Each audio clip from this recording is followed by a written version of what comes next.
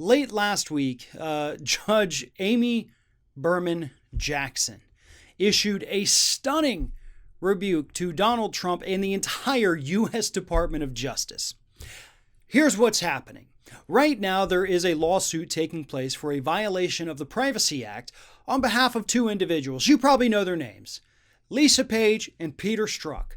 You know, the two people that Donald Trump loves to bring up at his rallies as evidence, that the whole thing was rigged against him, that it was a hoax, that it was just a ploy to get him out of office. The lovebirds, he calls them, and sometimes actually has imitated the noises that they would have made while making love.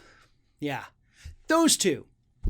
And they had their text messages released, obviously, by the DOJ in an effort by the DOJ to kind of, quote, prove that the whole Russia investigation was some kind of hoax against the president, a deep state coup, if you will. And trust me, Republicans have eaten it up.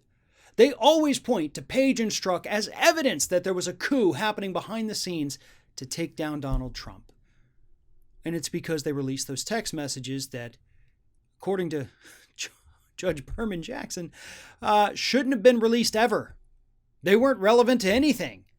And that is exactly what she told the Department of Justice last week when they attempted to have the entire Privacy Act violation lawsuit by Strzok and Page thrown out.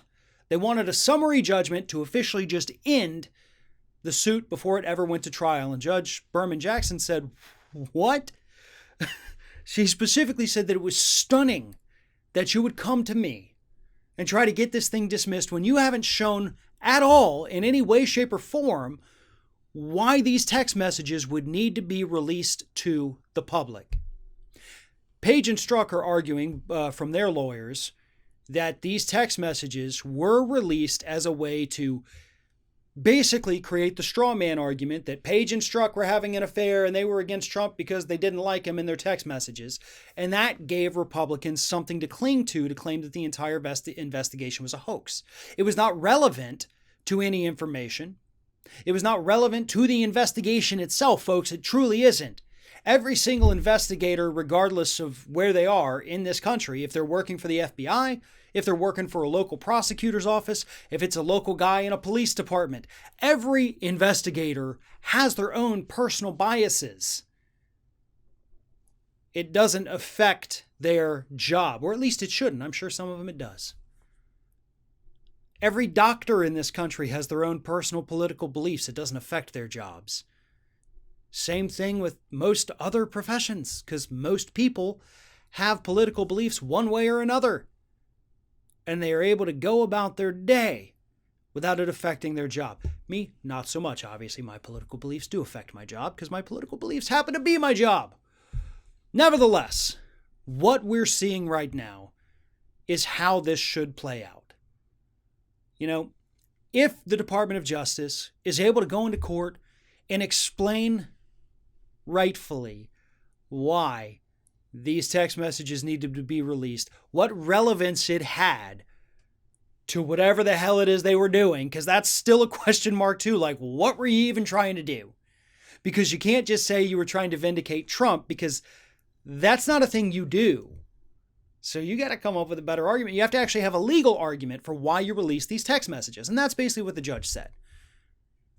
So the DOJ is going to get their opportunity to do that at trial. Strzok and Page are going to have their opportunity to explain their side of the story in a trial. And hopefully these trial transcripts do get released. Because there's a lot of people who do kind of want to know what was going on behind the scenes. Did their political views sway them? Possibly. But they were put on the project. So, okay. That would actually make it not their decision to do this, right? I think no matter how this lawsuit ends, it's going to make Strzok and Page look better and the DOJ look worse. Problem is, everybody's already moved on from this story. Republicans are forever going to believe that Strzok and Page are villains. They're not going to pay attention to anything that's happening. They probably don't even know there's a lawsuit happening right now.